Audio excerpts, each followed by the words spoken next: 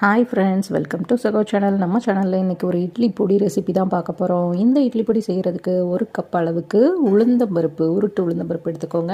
1/2 cup அளவுக்கு கடலைப்பருப்பு எடுத்துக்கோங்க. அப்புறம் 2 ஃபுல் ஸ்பூன் அளவுக்கு வெள்ளை எள், கருப்பு எள் இருந்தாலும் பரவாயில்ல எடுத்துக்கலாம். அதுக்கப்புறம் பெருங்காயத்தூள், அப்புறம் கருவேப்பிலை, தேவையான அளவு கல் உப்பு, ஒரு 30 எண்ணம் போல் காஞ்ச மிளகாய், கொஞ்சமாக வறுக்கிறதுக்கு எண்ணெய், இவ்வளோதாங்க. இப்போ இந்த ரெசிபி எப்படி செய்கிறதுன்னு பார்க்கலாம். ஃபஸ்ட்டு ஒரு கடாயை எடுத்துக்கோங்க. அந்த கடாயில் எண்ணெய் எதுவும் சேர்க்காமல் ட்ரை ரோஸ்ட் தான் பண்ண போகிறோம். உளுந்தம்பருப்பை கொட்டிக்கோங்க. நல்லா கைவிடாமல் கிண்டணும். கொஞ்சம் இளஞ்சிவப்பு நிறம் வர்ற அளவுக்கு வறுத்துக்கணும். கலர் மாறுற அளவுக்கு, அதே சமயம் கரிஞ்சிடக்கூடாது. அந்த அளவுக்கு உளுந்தம்பருப்பை நல்லா வறுத்து எடுத்துக்கோங்க. இந்த வறுத்த உளுந்தம்பருப்பை இன்னொரு பாத்திரத்தில் மாற்றி வச்சு ஆற வைங்க. அதுக்கடுத்து அதே கடாயில் கடலைப்பருப்பு 1/2 கப் எடுத்து வச்சுருக்கோம் இல்லையா, அதையும் சேர்த்து அதையும் இதே மாதிரி லைட்டாக கோல்டன் ப்ரௌனில் கலர் மாறுற அளவுக்கு, தீஞ்சு போயிடாத அளவுக்கு வறுத்து அதையும் தனியாக அதே உளுந்தம்பருப்பு கூட கொட்டி ஆற வச்சிடணும்.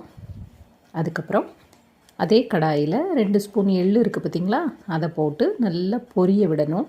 கொஞ்சம் பொரிய ஆரம்பித்த உடனே அதையும் எடுத்து இன்னொரு பாத்திரத்தில் மாற்றி வச்சிடணும். எள் வேகமாக வெடிக்குங்க, அதனால் கொஞ்சம் போட்ட உடனே டக்குன்னு எடுக்க வேண்டியிருக்கும்.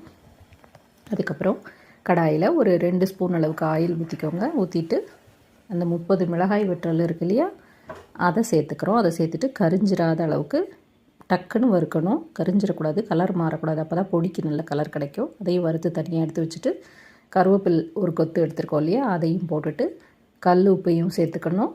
பெருங்காயத்தூள் கொஞ்சமாக சேர்த்து அதையும் இதே ஆயிலில் வறுத்து எடுத்துக்கோங்க.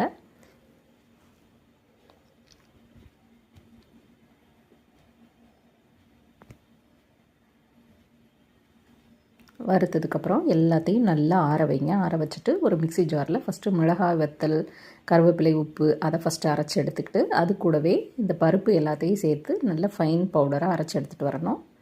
இதோ பருப்பு பொடி ரெடி ஆகிடுச்சு. இது இட்லி, தோசை, அப்புறம் ஃப்ரைட் இட்லி, இந்த மாதிரி ஐட்டம் செய்கிறதுக்கு ரொம்ப யூஸ்ஃபுல்லாக இருக்கும். இந்த ரெசிபி உங்களுக்கும் பிடிச்சிருக்குன்னு நினைக்கிறேன்.